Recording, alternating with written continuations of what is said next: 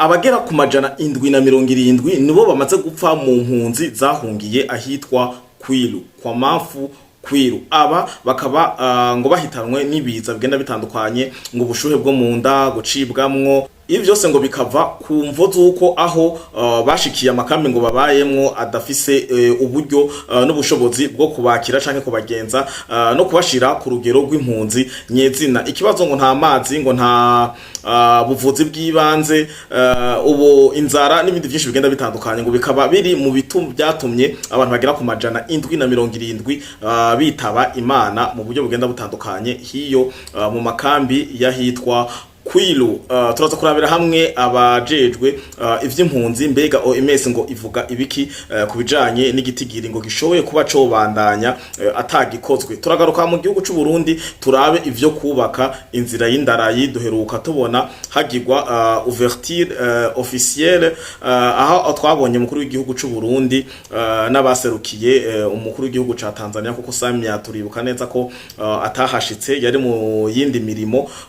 Ivyabereye mu Rutana Musongati bimeze gute, hamaze gukorwa iki, ni giki kiriko kiraja imbere, kuko abarundi benshi bariyo baravuga ati ko tutaguma tubona ibije imbere vyifashe gute. Turagaruka muri kino kiganiro canka no makuru n'ubusesanguzi bwo kuri uno mugoroba ku munsi wa gatandatu igerekezo ry'icumi ukwezi kwa mbere umwaka 2026. Iruhande yaho turarabira ku ntambara imigwano ku mirongo y'urugamba muri Sud Kivu ahitwa Nyatende Murambi. Hari imigwano idasanzwe aho Wazalendo FARDC bahagurutse batsa umuriro mwinshi cyane kuri zino mbwebwe za Sarambwe, kuri bano banyarwanda bahurikiye muri RDF Inkotanyi, abasogosi, abagenocidere, abagiye ngo gukora ukwihora vengeance ngo idasanzwe gushika bashike kuco bifuza. Iruhande ya iko birabera imigwano yabereye Nyatende Murambi, hari imigwano yabaye iturutse kuri ambush Wazalendo FARDC bakoreye RDF zino nkotanyi ku miduga yarivuye Goma ngo ica Bukavu igana ikiraja mu Buvira itera ija mu micungararo ngo ya Fizi. Wazalendo bakaba bayikubise ambush, bakubise ambush imiduga igera kuri 3, umwe bashoboye kubarasa aho bageza, ariko ngo kumbura ari kuri Vora n'abandi bakeyi bakaba bacitse ku icumu, ariko imiduga ibiri yoyo bayikoreye ko barayivuguta barabacucuma bigera ku rugero rushimishije. Aha naho akaba ari mu duce dutandukanye ahitwa Runingi Mitamba. Turarabira hamwe kandi nibiko biravugwa kubijanye n'ukungene ngo leta ya Congo RDC, urumva bavuze leta bahera ku mukuru w'igihugu son excellence Chirombo Facibeto n'abamukikuje ngo bakora kwega amaguru, mu gihe hagaragaye imiduga irenga 21 iva Goma ija Uvira ikaba ifise destination Fizi. Bobo ngo bishinga diplomasi, abandi nabo bako bari yaruma ku mirongo y'urugamba. Idoni nyuma ya kano karuhuko.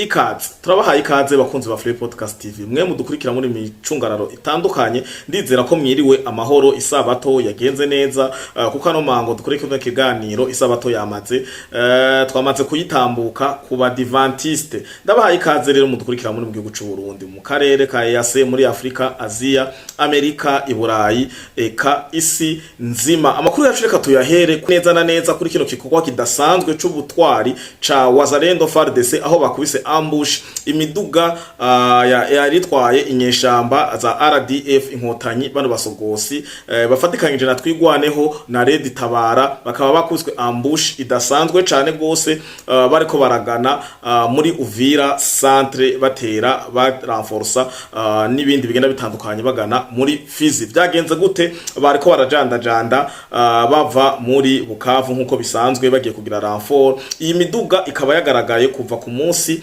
wejo, aho ngo yari miduga 21 yagize depart muri Goma ikarara i Bukavu. Rero iyi ni imwe muri iyo miduga yari ivuye ngo Bukavu igenda kuranforsa hariya ku mirongo y'urugamba Fizi, aho yakubiswe ambiscade imeze neza cyane ahitwa Mitamba Runingi hafi ya Kiriba kuri RN 5 ibarabara rimwe Rudende riva Bukavu rigana Uvira rikaguma rija mu micungano rigenda itandukanye za Makobora, Fizi, Baraka, Karemi n'ahandi hagenda hatandukanye. Bose iryo barabara niryo route nationale numero 5 mukunda kumva bavuga. Iryo barabara rero imbwebwe za Sarambwe bakaba baritoreye ko umukoshi mu gihe Wazalendo na FRDC bahagiriye 6 idasanzwe kuko babavugutiye umuti bishimishije. Ingaruka rero ni yahe? Ego Wazalendo na FRDC babikoze kandi byagenze nkuko bavyipfuza, ariko ikibabaje nuko abene gihugu bose muri ako karere bamaze guhunga. Muri ako karere ngo nta ninyoni ikakaza. Ni kubera kinone bahunze mu gihe atari izi mbwebwe za Sarambwe RDF bahateye. Ikikurikira nuko RDF izi nkotanyi aba basogosi izi mbwebwe za Sarambwe zahinduye izina mu burasirazuba bwa Kongo rikiyita ngo AFC M23 bifatikanje na Twigwaneho na Red Tabara. Ico bakora nuko ngwiyo hagize abantu babo bahapfira mu karere kamwe muri utwo turere tugize burasirazuba bwa Kongo bukoraberamwo imigwano, haba karokarite, haba gasegiteri, haba gacimbiri, abo bantu babagize ingorane. Nk'ubu habereye ambuscade, habereye ambush Runingi Mitamba, abene gihugu basavye ngo kuca bahunga bonye n'ubwabo ata muntu numwe bateye ubwo baca ngo bahungishije, kuko ngo basanzwe bazi kungeneza inyeshamba zica zigenza abasogosi. Ngo baca baza bakavuga ati nimwe mwari mubitse abateye ambush, nimwe mwari mubitse abakoze kino gikogwa, canke umwe muri mwebwe abarimwo, bagaca babiraramwo bakabakerera. Aha ntibacagura umwana, umugore, umugabo, umusore. Muhora mubona kenshi yo bishe bakora kimitwe bica nyene rubozo, kandi bakabanza kubaboha bakabakorera, bamwe bakabasamba abagore, inkumi, abandi bakabakorera iyica rubozo rigenda ritandukanye. Ndabibutse ko zino nkotanyi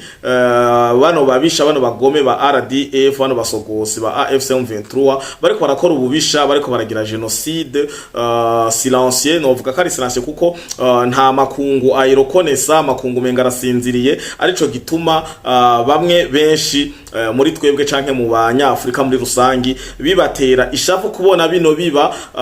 Ugasanga igihugu canke umukuru w'igihugu kimwe akoza gakosa gusa gato, Amerika yahagurutse yabishize mu ngiro, ariko ukaraba ku ruhande rw'u Rwanda kuva aho bavugiye ngo kuva mu 1996 kugera muri no 2026 Amerika, ONU, Union Européenne, Union Africaine bose barabizi, ariko ntaco bakora gikomeye nkuko Amerika yarayibikoze muri Venezuela, canke nguri kiragomba kubikora muri Greenland, eka n'ahandi henshi agenda hatandukanye. Kuko mwarumvise ijambo rya Rubio, ijambo rya Donald Trump ku muhinga wejo asubira kuvuga ko baticaye bariko barakora ibikorwa akari nyuma ngo gahinda. Aha rero ikinco kibabaza benshi mu banyafrika na jewe ndimwo, eka nabandi basanzwe bakurikira Free Podcast TV, morambora ama commentaire yabo canke iyo bishitse tukavugana bakavuga ati Amerika n'ukuri iratudindirije, iradusinzirije, nikore ivyikwiye gukora kuko ukuri barakuzi. Ariko ngaha bakavuga ati Amerika ntacizokorera Kagame, Amerika ni se wa Kagame, Qatar ni se wa Kagame, murabona ibinabiriya. Ariko reka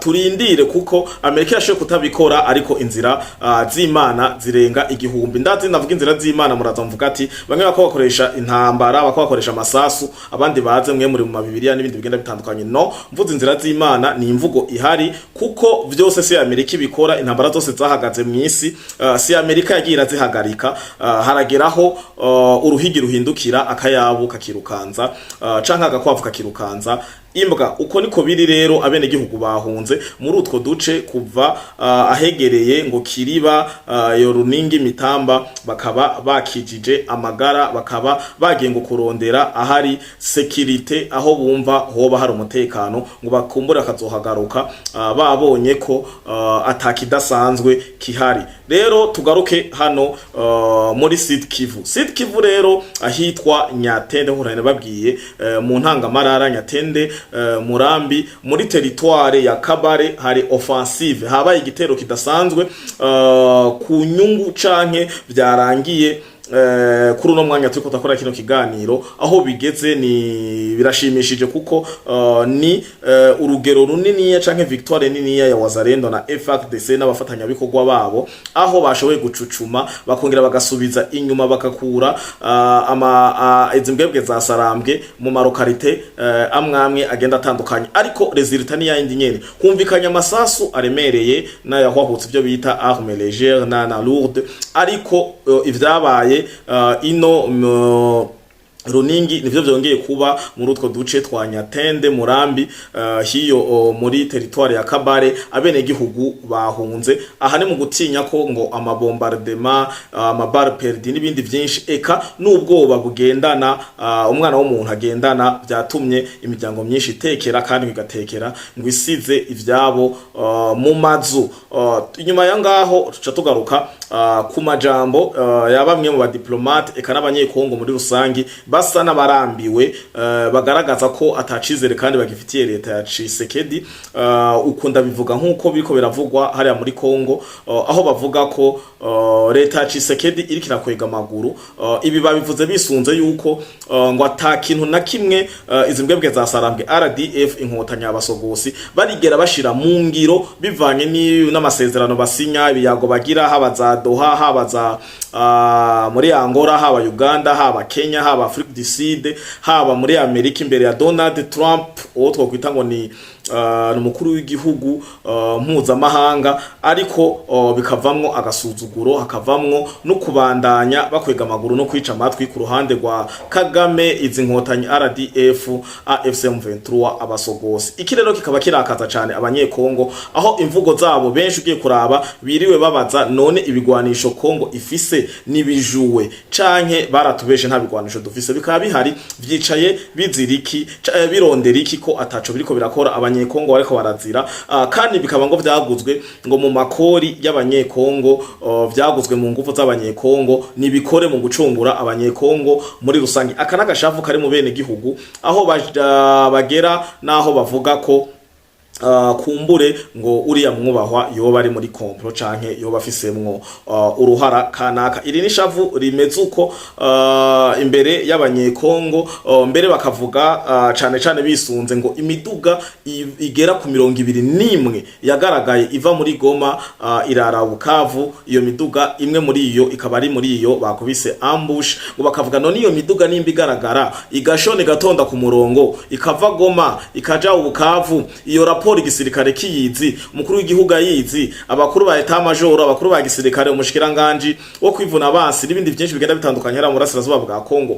bako bakora iki nta madrone ahari imiduga 21 iroroshe gushona mukayirasa ku murongo mukabakura mu nzira ariko bino rero nivyo bikomeza kurakaza abanyekongo tugaruke rero ku nkuru ya hano iwacu mu gihugu cyacu ciza cy'u Burundi aho twabonye umugambi wo kubaka inzira y'indarayi ihuza igihugu ca Tanzania n'igihugu c'u Burundi mwarabonye ibikorwa ko vyatangujwe icese n'umukuru w'igihugu imusongati ahashizwe ibuye rya mbere twarabonye ibikorwa aho twashoboye kubona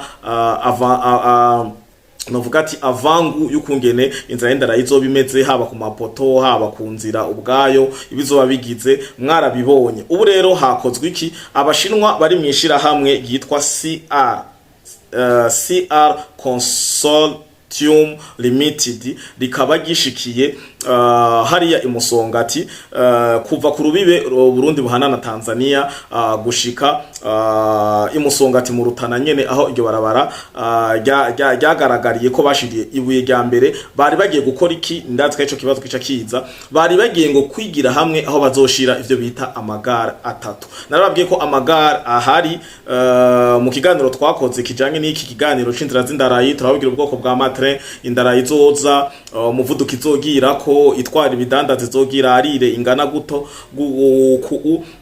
yitwara abantu izoba igira ku mvuduko ungana gute aha rero umuhuza bikorwa yitwa Ahon Niyunge ko niwe yarari kumwe nabo bashinwa bari muri CR Consortium Limited akaba ari intumwa za leta y'u Burundi zari zajanye nabo bashinwa kugira bigire hamwe ibikorwa bija imbere nico gitubana ko ndababwira ati benshi bari yumviriye vyahereye he ko twasuye kubona avancement canke suivi canke tumenyeshwe amakuru biriko biraba. Amakuru rero ahari nuko bari bagiye kwiga ahazoba amagare atatu. Gare ya mbere nyene iri Musongati, iri murambabarira. Gare ya mbere iri ku rubibe nyene wa Tanzania n'u Burundi, hafi ya Mubarazi.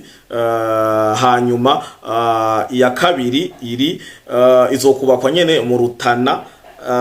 Hanyuma iya gatatu izoba iri mu gace ka Giharo. Basaba ko leta yoshira mu ngiro ibijanye no gutanga umuzibukiro waho hantu bemeranije vyihuta, kuko bashaka kugira ko bakora ibikorwa vyabazanye abo bashinwa n'umuhuza bikorwa wa leta, bakaba bakoze ivyo bikorwa n'ubutwari budasanzwe cane gose. Bagasaba ko leta ngo yobuza yotanga itegeko ryo kubuza kubandanya hakorerwa imirimo yari yose, haba kurima, haba kubaka, haba igikorwa cyaco cose muri ayo marokalite canke muri utwo duce bazokubakamwo ayo magare atatu.